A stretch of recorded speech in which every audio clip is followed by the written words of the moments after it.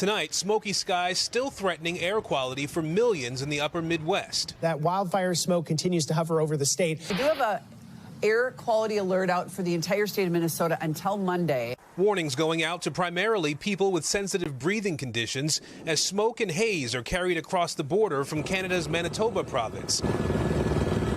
More than a dozen wildfires have been burning there for days. The smoke coming from Canada reaching all the way to the Georgia-Florida border.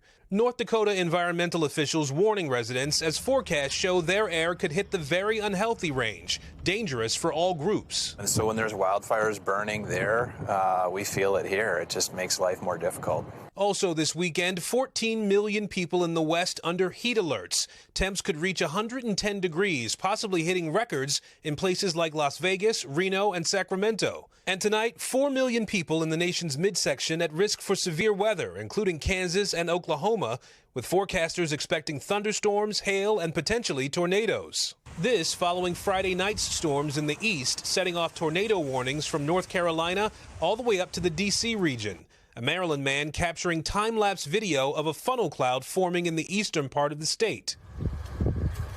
Meanwhile, in Kentucky, a massive cleanup effort moves forward after an EF2 surprise tornado Friday morning. Winds up to 125 miles an hour, demolishing homes and killing one person in Washington County.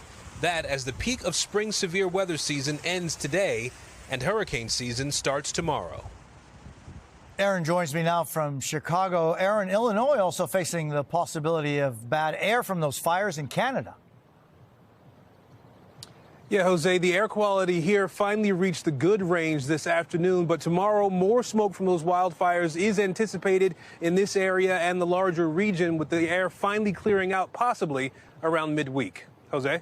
Thanks for watching. Stay updated about breaking news and top stories on the NBC News app or follow us on social media.